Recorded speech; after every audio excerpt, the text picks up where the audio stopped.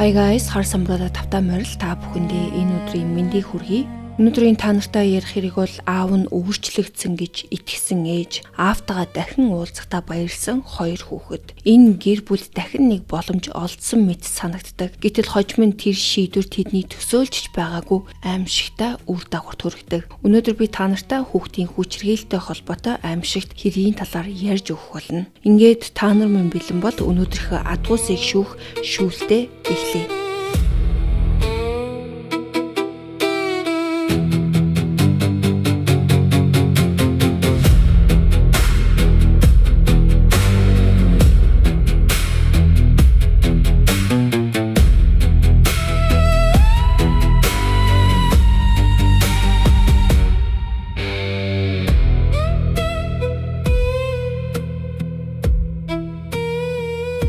Tyler Christopher Payne нь 2001 оны 11 сарын 15-нд Нью-Жерси мужийн Лонг Бич хотод төрсөн. Ээжийг нь Jamie, аавыг нь Christopher буюу Chris Payne гэдэг. Гэхдээ Тайлерын амьдралын тухай ярихаасаа өмнө аав Крисийн талаар баг зэрэг ярьж өгье. Яагаад тэгэхээр энэ гэр бүлд хожим юу тохиолдсныг ойлгоход Крис хаанаас эхэлсэн, амьдрал нь яаж явсаар байгаад тийм хэмжээнд хүрснийг мэдгэн чухал.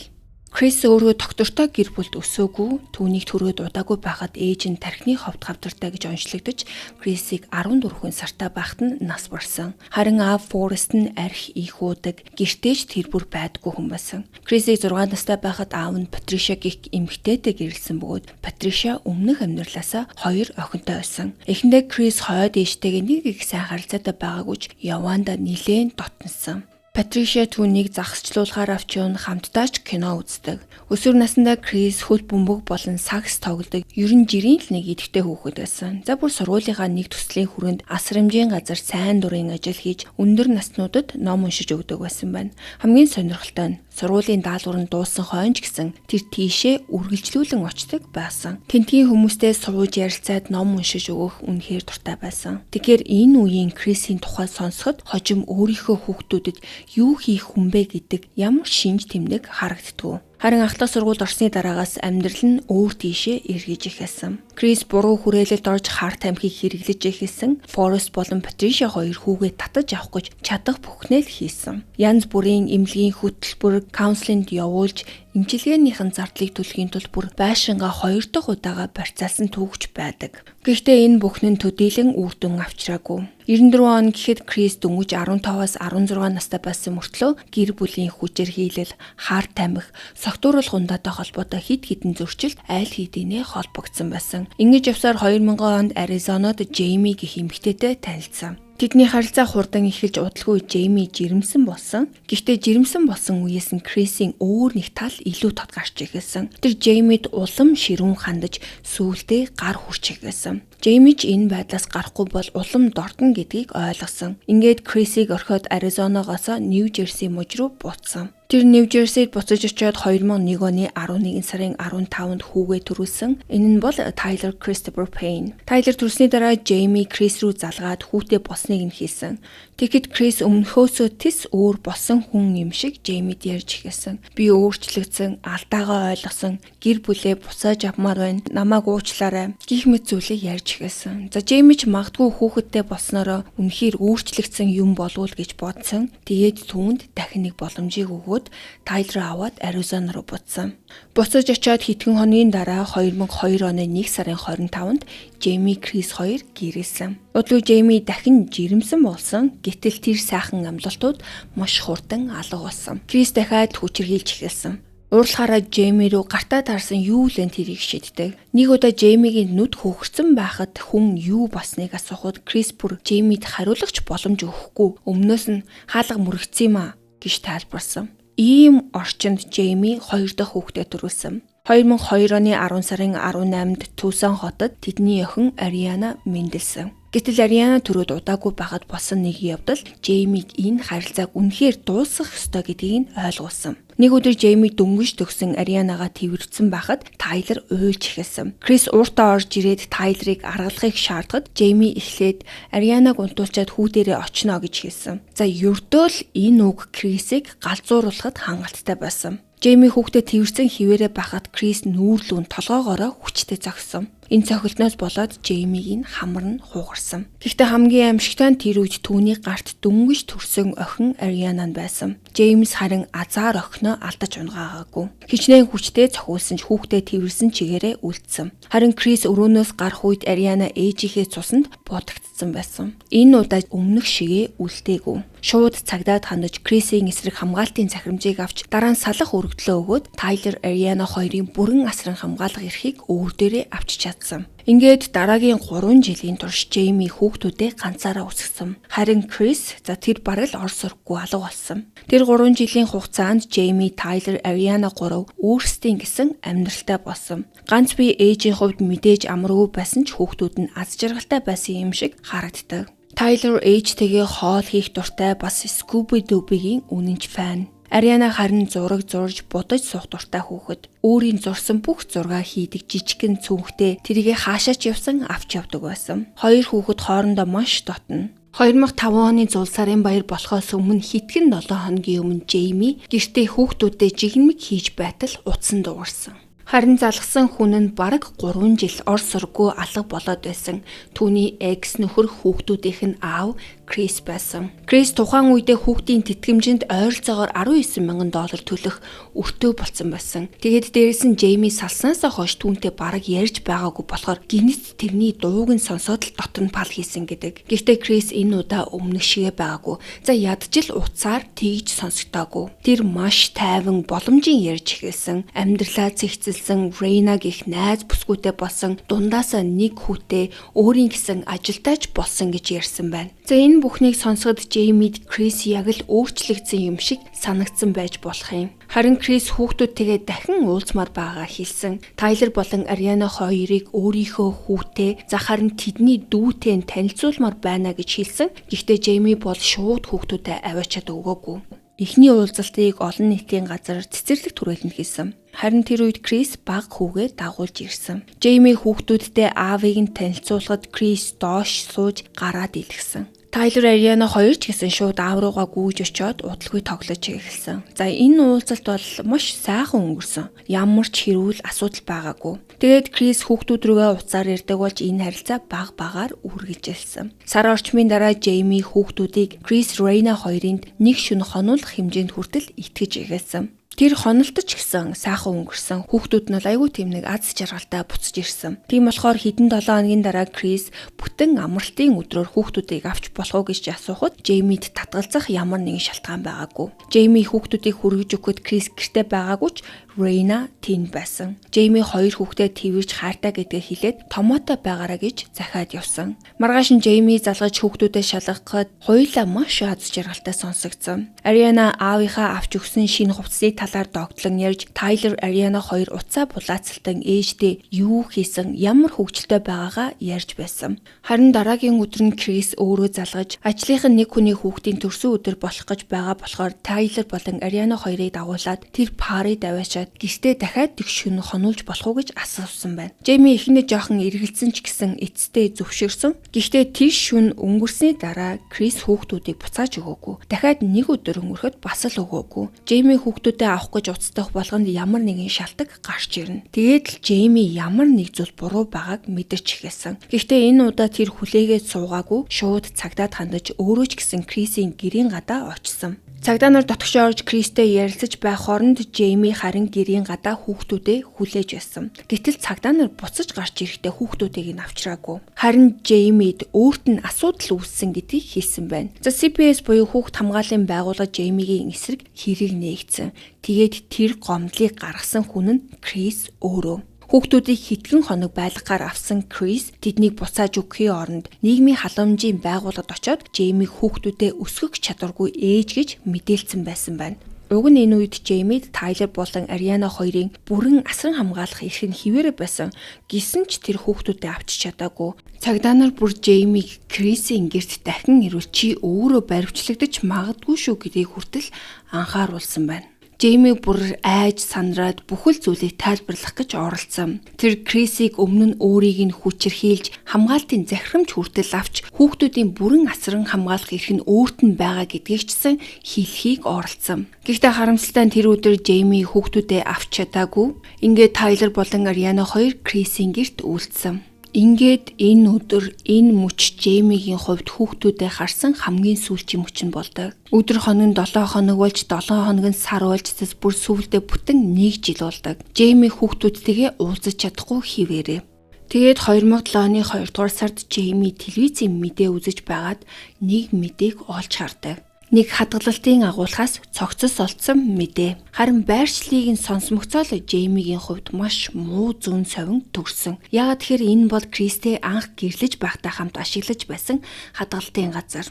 Джейми шууд энэ Ариана байж магадгүй гэж утсан. Ээж Линда руугаа залгаад айж байгаагаа хэлэхэд Линда түүнийг тайвшруулахыг оролдож хитрхи муугар бодоод байна миний охин хүүхдүүд нь зүгээр байгаа байх гэж тайвшруулахыг оролдсон. Гэтэл маргааш нь Джеймигийн гэрийн хаалгыг цагдаа нар тогшсон. Тэд хадгалтын агуулгаас олдсон охин хэн болохыг хэлсэн. Энэ бол түүний охин Ариана. Джейми хэсэг хугацаанд юу ч хэлж чадахгүй байж байгаад ухаан ормогцоо Тайлерыг асуусан. Тайлер хаана байгаа юм бэ? Гэтэл цагдаа нар түүнд өгөх сайн хариулт байгаагүй. Тэд Тайлерыг ч гэсэн мөн нас барсан гэж үзэж байгаа. Гэхдээ бид нэр цогцыг нь хараахан олоогүй байна гэж хэлсэн. Харин Крис болон түүний найз охин Рейна хоёр Арианагийн цогцос олдсонтой холбоотойгоор аль хэдийнэ баривчлагдсан байсан. Джейми тэр үед хүүхдүүдэд нас барсныг ойлгож мэдсэн ч гэсэн тэдэнд яг юу тохиолсныг бүрэн мэдээгүй байсан. Тэр харин болсон бүхнийг дараа нь шүүх хурлын үеэр сонсох болсон. Крис Тайлер болон Ариана хоёрыг буцааж өгөхөөс татгалзсны дараа Рейнатай хамт хероин болон бусад төрлийн хар тамхиа үргэлжлүүлэн хэрэгэлсэн. Крис ажилдаа явдаг үед Рейна хүүхдүүдийг хардаг байсан. Гэтэл 2006 оны 4 сард Крис хар тамхины хэрэглэнээсээ болоод ажлаасаа халагдсан. За энээсээ болоод бүр хар тамхи зарж мөнгө олдог болсон. Энэ үеэс хүүхдүүдэд үзүүлэх хүчирхийлэл улам хүндэрсэн Тайлер Ариана хоёрыг шүүгээнд түгжиж эхэлсэн. Өдөрт ганцхан удаа сэндвич маш бага ус өгдөг. Харин нэг үе бараг бүтэн сарын турш хоол өгөхөө бүр болсон. Рейна шүүхтэр Крисийг гэртээ байхгүй үед хүүхдүүдэд нууцаар хоол өгдөг байсан гэж мэдүүлсэн. Гэхдээ минийхаар энэ Рейна бол зүгээр л өөрийгөө өмгөөлөх гэж тэгсэн баг. Харин Тайлер болон Ариана хоёрын бие өдөр ирэх тусам муудаж байгааг харж байсан мөртлөө цагдаа болон эмнэлэг хиндэн ч мэддэггүй. Яагаад тэгэхээр өөрийнхөө төрсөн хүүхдийг алдахгүй гэж айсан гэж тайлбарсан. 2006 оны 6 сарын сүүлд гэхэд Тайлер Ариана хоёр бараг байн гунтлахын өрөөний шүүгэнд хоригддог болсон. Крис хаяа шүүгийг онгойлгож шалгаад тэгээд хаадаг, хүүхдүүдийг бараг гаргахгүй, усанд оруулахгүй, ариун цэврийн өрөөж ашиглуулахгүй. Тиймээс хоёр хүүхэд хоригдож байсан тэр жижигхэн шүүгээгээл бие засах газар болгон ашиглахаас өөр аргагүй болдог. Ингэж хэдэн сар өнгөрсний эцэст 2006 оны 8 сард Арианагийн бие дийлхэ болсон. Охин нас барах үедээ хитрхи их турж, яс нь арсныхаа цаанаас харагдах хэмжээнд хүрсэн. Харин Арианаг нас барахад Тайлер амьд байсан. Крис шүүгийг шалгаж байхдаа охиноо нас барсныг мэдсэн. Гэхдээ тэр тусламж дуудаагүй, цагдаач дуудаагүй. Харин Арианагийн цогцыг цүнхэн дотор хийсэн. Тэгээд Тайлерыг тэр шүүгэнд ганцаар ингэн үлдээсэн. Дүү нь нас барсан ч Тайлерыг гаргаагүй, түүний хоол усны нөхцөл байдал ч өөрчлөгдөөгүй. Ойролцоогоор 7 хоногийн дараа Тайлер ч гэсэн нас барсан гэж шүүх үзсэн. Рейнагийн хожимын мэдүүлгээр Тайлерийн толгойд нээлттэй шарах байсан бөгөөд Крис хэдэн 7 хоногийн өмнө бүсний төмрөөр цохих үед тэр шарахыг үүссэн гэж мэдүүлсэн. Гэтэл хоёр хүүхэд хоёулаа нас барсны дараа ч гэсэн Крис Рейна хоёр цагдаад мэдэгдээгүй. Харин байрнаасаа нүхтэй хүүхдүүдийн цогцыг дотор нь орхиж явсан. 2-7 хоногийн дараа Крис ганцаараа буцаж ирж Тайлерийн цогцыг шүүгэнээс гаргаж хогийн уданд хийсэн. Дараа нь Тайлер Ариана хоёрын цогцыг нэг том цэнхэр хуванцар савнд хийгээд хадгалалтын агуулга руу зөөсөн байна. Тэр оны 9 сард Крис Рейна хоёр түрээсээ төлөөгүй учраас байрнаасаа хөөгдсөн юм байна. За эндээс бол Крис мөнгөний хувьд маш хүнд байдалд орсон нь бол тодорхой харагддаг. Хожим шүүхтэр гарсан мэдүүлгээр тэр бүр хойд ээж Патришагийн 90 настай Альцгеймерийн өвчтөе ээжээс нь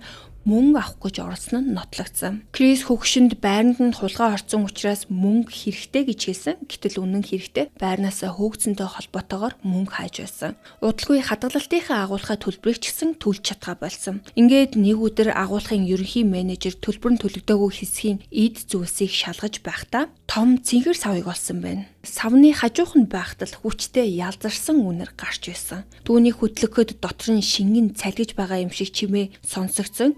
Өргөж хавгийн сав руу аваачих үед дотроос нь шингэн гойтсон байна. Харин энэ менежерт нэг л хачирхалтай санагдсан учраас хогонд өгч явуулаагүй харин савыг авч үлдсэн. Гэхдээ яагаад ч юм тэр дороо цагдаа дуудаагүй харин 2 хоногийн дараа цагдаа дуудсан байна. Цагдаа нар савыг шалгахад дотор нь цүнх байсан харин цүнхэн дотор Арианагийн цогцос байсан. Цогцос задарч ялзарсан учраас хэн болохыг нь тогтооход мөрдөгчдөд хэд хоног шаардлагатай болсон. Гэхдээ эцэст нь Ариана болохыг тогтоож мөрдөн шалгах ажиллагаа Крис рүү хөтөлсөн. 2007 оны 3 сарын 1-нд Крис Пейн баривчлагдаж Тайлер болон Ариана хоёрыг хүүхэлтэй холбоотой хүн амны хэрэгүүдэд буруутгагдсан. Рейнач гэсэн баривчлагдсан эхэндээ түүнд хүүхдийн эсрэг хүчирхийлэлтэй холбоотой нэг хэрэг тулгасан ч 2007 оны 5 сар гэхэд Тайлер болон Ариана хоёрыг хүүхэлтэй холбоотой хүн амны нэмэлт хэрэгүүдээр яллагдах болсон. Арианагийн цогцос солдож Крис баривчлагдсанаас 8 хоногийн дараа буюу 2007 оны 3 сарын 9-нд цагдаа нар тэдний хуучин байр руу дахин очсон. Тэр үед байр аль хэдийнэ эзүүрсэн байсан. Гэхдээ дотогш ороход тэнд юу болсныг нуухын арга байгаагүй. Тайлер Ариана хоёр амьдралынхаа сүүлийн хэдэн 7 хоногийг өнгөрүүлсэн шүүгээ ойролцоогоор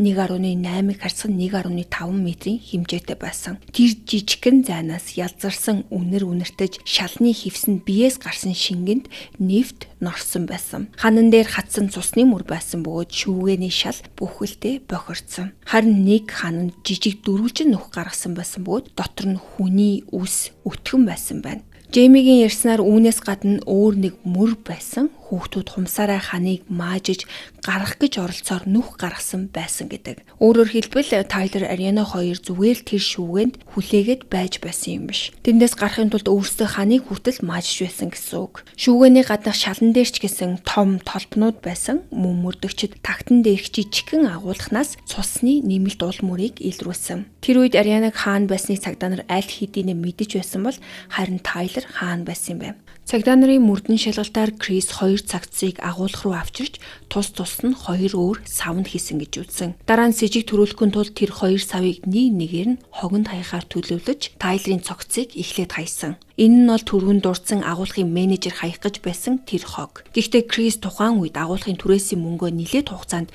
төлөөгүй байсан болохоор менежер цоожийг нь сольждаг. Ингээд Крис агуулга руугаа дахиж орж чадгаа болсон байна. Харин дараа нь менежер агуулгыг цэвэрлэж доторх зүйлсийг хаяхаар орох үедээ тэнд үлдсэн цогцыг олсон. Крисийн эхний хаясан хогийг дараа нь төс ондох хогийн цэг рүү зөөсөн, харин цагдаа нар тэнд эрен хайх ажиллагаа явуулсан ч Тайлерийн цогцос хизээч олдоогүй. Харин Крис цагдаа 5 цагийн турш мэдүүлэг өгөхдөө энэ бүхэнд өөр тайлбарыг гаргаж ирсэн. Түүний хувьбараар бол тэр ерөөсөө Тайлер болон Ариана хоёрыг өсгөөгүй. Хүүхдүүд нь харин өөрсдөө хоол идэхээс татгалзаж нас барсан. Крис хүүхдүүд маш их турж байгааг хараад айж байсан ч гэсэн бусдад мэдэгдэхийг хүсээгүй гэж мэдэгдсэн. Яагаад тэгэхээр хүмүүс мэдчихвэл хүүхдүүдийг нь бүр мөсөн аваад явна гэж айсан гэж тайлбарсан. Тэгэд мөрдөгчийн асуух хамгийн ойлгомжтой асуулт гарч ирдэг. Хэрвээ хүүхдүүд чинь нүдэн дээр чинь ингэж турж амь нас нь аюул дорж исэн бол яагаад 911 рүү залгаагүй юм бэ? Яагаад эмч дуудаагүй юм бэ? Крисийн хариулт нь бол өөрөө тийм хачирхалтай. Энэ бол ерөөсөө юм эмнэлгийн тусламжийн асуудал байгаагүй. Түүний хүүхдүүд ээжтэйгээ хамт байхыг хүссэн. Тэр хүүхдүүдээ хооллохын тулд янз бүрээр оролцсон. Пицца зэрэг хүүхдүүдийн дуртай байж болох хоол хүртэл хулгайлж авчирдаг байсан ч Тайлер болон Ариана хоёр ээжтэй минь уулзуулахгүй бол энийг чинь идэхгүй гэж хоолыг нь шидэж, уурлаж, өшиглэж орилдог байсан гэх хувилбарыг гаргаж ирсэн. Өөрөөр хэлбэл Крисийн яриагаар бол тэр хүүхдүүдээ өлсгсөн хүн биш, харин хүүхдүүд нь өөрсдөө хоол идэхгүй байсаар байгаад үхсэн. Түүний ярьсан үлгэр бол ингээд зогсоогүй. Тэр бүр Арианаг нас барсны дараа бүр 24 цагаас илүү хугацаанд хиймэл амьсгаа хийж ам оруулах гэж оролцсон гэж хүртэл мэдүүлсэн. Гэхдээ Арианагийн цогцост хийсэн задлан шинжилгээ Крисийн ярьж байсан түүхээс огт өөр дүр зургийг харуулдаг. 3 настай Арианагийн мөрний яс нь хугарч 12 хавирга нь хугарсан байсан. Биеийнх нь өөр хэсгүүдэд ч гэсэн олон гэмтэл байсан бөгөөд зарим нь бүр аль хэдийнэ идэрээд эхэлж исэн. Энэ нь бол гэмтлүүд бүгд нэг өдөр үүсээгүй. Ариана тодорхой хугацааны турш бие махбодын хүчирхийлэлд өртөж байсныг харуулдаг. Энэ хэргийн хэрцгий байдал мөн хохирогчд нь бага насны 2 хүүхэд байсан зэргээс шалтгаалan прокурорууд эхэндээ Крис төдийгүй Рейнад ч гэсэн цаазаар авах ялыг хүссэн. Харин Рейна баривчлагдсаныхаа дараа эхэндээ өөрийгөө энэ бүхэнд ямар ч холбоогүй мэтээр тайлбарсан. Тэр 1-7 хоногийн хугацаанд өөр газар байсан буцаж ирснийхаа дараа Тайлер болон Ариана хоёрыг дахиж хизээж хараагүй. Тиймээс хүүхдүүдийг зүгээр л ээж рүүгээ буцсан байхад гэж бодсон гэх хувилбарыг ярьсан. Гэхдээ түүний энэ худал мэдүүлэг удаан үргэлжлээгүй.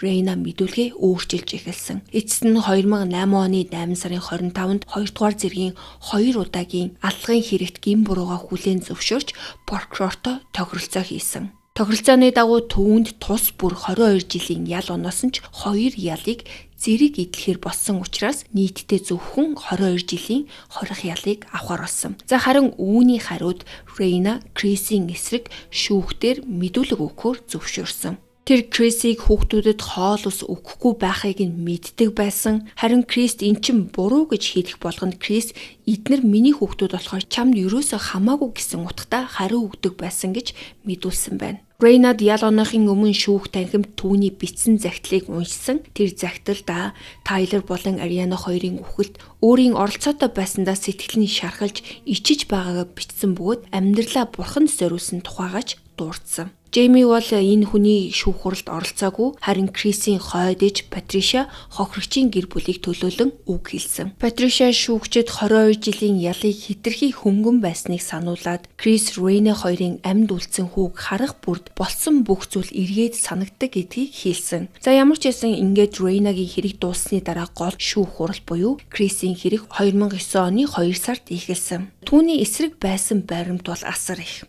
Цаазаар авах ял авах бодит эрсдэлтэй тулгарсан Крисийн өмгөөлөгчд нэг талаас хариуцлагын тодорхой хэсгийг Рейна руу түлхэх, за нөгөө талаас Крис яагаад ийм хүн болсныг түүний өнгөрсөн амьдралаар тайлбарлахыг оролцсон. Өмгөөлөгч Джон Крисийн бага насны талаар миний ихэнд ярьсан зүйлсийг дахин гаргаж ирсэн. Ээж нь түүнийг 2 нас хүрэхээс өмнө нас барж аав нь ихэнхдээ хажууд нь байгаагүй. Тиймээс хүүхэд насандаа авсан тэр шарх нь насанд хүрсэн хойно ч гэсэн үлдсэн гэж үзсэн. Мөн Рейнатай үүсгэсэн харилцаа нь болсон зүйлд нөлөөлсөн гэж хүртэл маргасан. Рейнаг өөртөө итгэх итгэл багтай, сэтгэл санааны хувьд бусдаас хит хамааралтай хүн байсан гэж тодорхойлж, энэ хоёрын харилцаа хүүхдүүдэд тохиолдсон эмгэнэлт явдалд тодорхой хэмжээгээр нөлөөлсөн гэсэн байр суурийг барьж байсан. За Крисийн харт тамхины донтолтын талаар ч гэсэн мартаагүй. Тэр донтогч болохыг өөрөө сонгоогүй гэх тайлбарыг хүртэл шүүхэд гаргасан. Харин үүнийх нь эсрэг Крисийн өөрийнх нь гэр бүлийн хүмүүс босож мэдүүлэг өгсөн. Тэдний мэдүүлгээр Крис амьдралдаа тусламж аваагүй хүн байгаагүй. Гэр бүлийнх нь олон жилийн турш түүнд туслах гэж олон ч удаа оролцсон. Нэг эмэгтэй хамаатан бүр өөр хэрэг дээр Крисийн барьцааг төлөхийн тулд байшингаа ашиглаж байсан. Гэтэл Крис шүүх хуралдаа ирээгүй учраас тэр эмэгтэй байшингаа алдах шахсан. Зааз болж тухайн хэргийн бусад гэрчиж гэсэн шүүхэд ирээгүй болохоор хэрийг нь хэрэгсэхгүй болж тэр эмэгтэй байшингаа алдаагүй. Тэгэхээр Крисийн бага нас амар байгаагүй нь үнэн байж болно. Гэхдээ насанд хүрсэн хойно нь түүнийг татаж авах гэж оролцсон олон хүмүүс байсан. Шүүх хурлын үеэр өөр нэг хачиргалтай зүйл ил болсон. 2006 оны 6 сар орчимд Крис Рейна хоёр барьныхаа ч мөнгийг төлж чадахгүй болсон байсан учраас өрөө түрээслүүлэх өрөөний хамтрагч олсон байна. Гэтэл тэр эмэгтэй Тайлер Ариана хоёрыг бол нүүж ирснээс хойш нэг ч удаа хараагүй. Хүүхдүүдийг ээжтэйгээ амьдардаг байх л гэж боддог байсан. Гэтэл нэг удаа унтлагын өрөөний шүүгээний хаалганы цаанаас чимээ сонссон. За тэр үед бол мэдээж Тайлер Ариана хоёр тэр хаалганы цаана байсан байж таараа. Байрны хөршүүд нь хүртэл тэнд өөр хоёр хүүхэд амьдарч байгааг огт мэдээгүй. Хамгийн аимшигтай зөрчил нь Крис, Тайлер болон Ариана хоёрыг шүүгээнд түгжиж хоолгүй байлгаж байх хугацаанд Рейнатай дундаасаа төрсэн хүүгээ бусдын нүдэн дээр хэвийн асарч хайрлаж байсан явдал. Нэг гэрт нэг аав, 3 хүүхдүүдэд үзүүлж байсан хандлага нь тэсвэр. Шүүхтэр Крисийн харт амхны хэрэглээний хэмжээч гэсэн ил болсон. Тэр 15 орчим наснаасаа харт амх хэрэглэж эхэлсэн бөгөөд Тайлер болон Ариана хоёр хамгийн хүнд хүчирхийлд өртсөн тэр 2 сарын хугацаанд өдөрт 4 хүртэл удаа хероиныг хэрэглэж байсан. Хамгаалтын тал түүний донтолд хүнд хүүхэд нас зэргийг харгалзан үзэж цаазаар авах ял оноохгүй байхыг хүссэн. Харин Крис өөрөө үг хэлэх боломж олдоход байр сууриа юусоо өөрчлөөгүй. Түүнийхээр Тайлер болон Ариана хоёр өөрсдөдөө аюул учруулдаг хүүхдүүд байсан. Тийм болохоор л эцэст нь өөрсдөө нас барсан. Тэр энэ хувилбараа үргэлжлүүлэн хамгаалсан.